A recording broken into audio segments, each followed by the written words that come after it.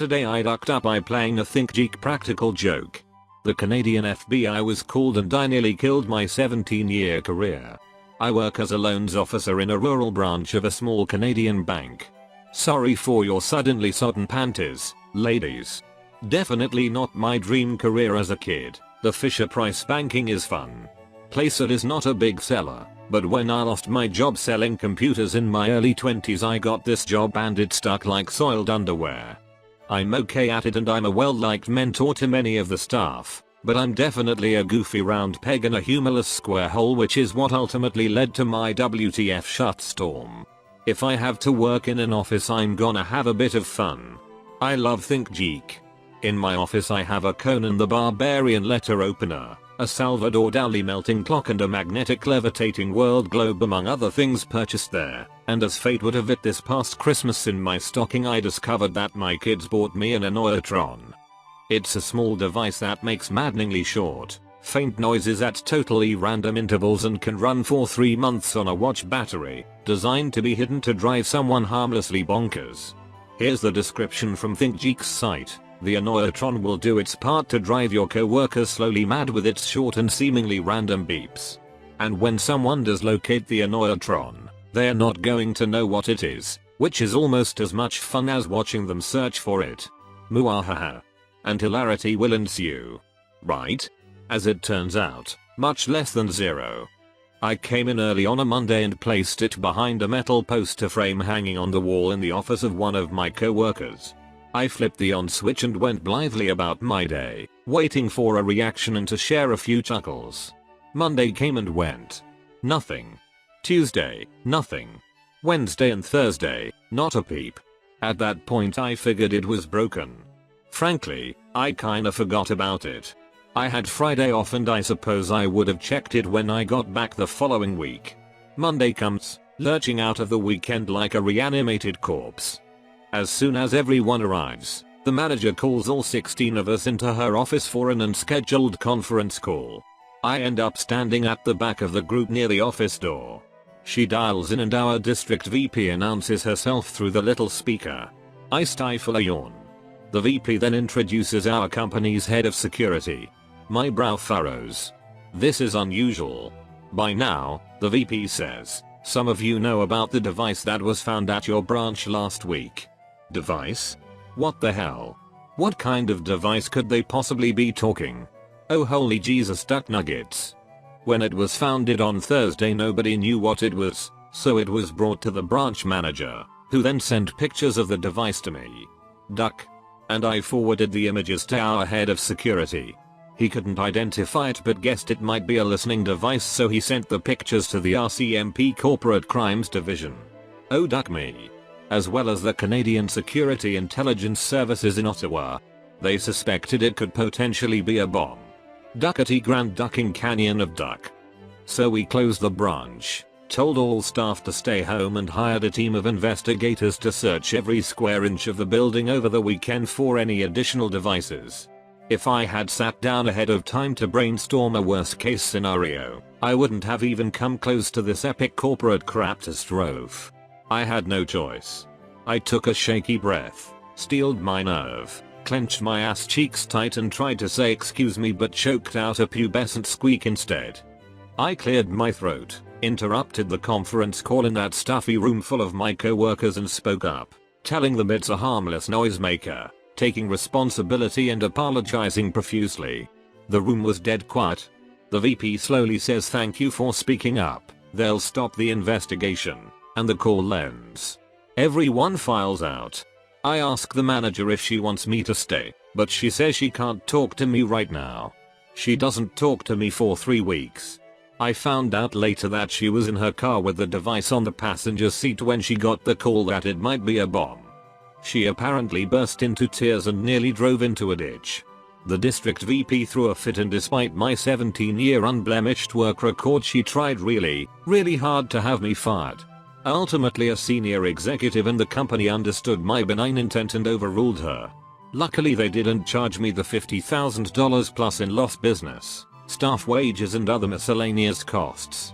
No, I don't know why my manager didn't just ask her staff if anyone knew about it instead of sending a ducking urgent memo to the entire ducking universe.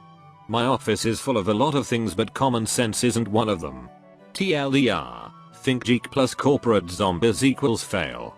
The only thing that would have made this better would be if they found it and did all of this just to duck with you. Also if they took your stapler and put it inside some jello. Today I ducked up by using my personal Skype account for a business call instead of my work account. I currently work in a Rebbit consultant firm where we use Skype as our main form of communication. Today I took my laptop to work, since I wanted to watch some Netflix during my break. Instead of using my work computer I used my personal. So after my break, I sit down to do some more work. When my manager asks if I can participate in conference call with my boss and some of the upper management, I tell him that I'm on my personal computer, but can add me by using my name as username.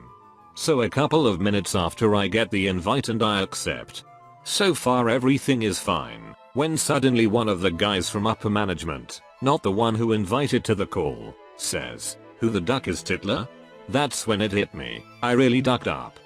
I forgot that I have that silly display name and a pretty fucked up picture to accompany it, NSFW. So now my boss is kinda pissed, and HR possibly wants to talk with me soonish.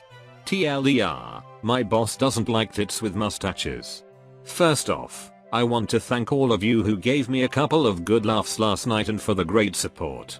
Today, after my break I talked with HR, which is actually pretty much just one guy. He was really nice and kinda understood that it was just a dumb mistake, but he told me that the guy who exclaimed "Who the fuck is Titler's dad" had been some freedom fighter in World War II and was really offended. The upper management guy was worried that I was a neo-Nazi or something like that. Other than that, he told me not to use my personal computer at work.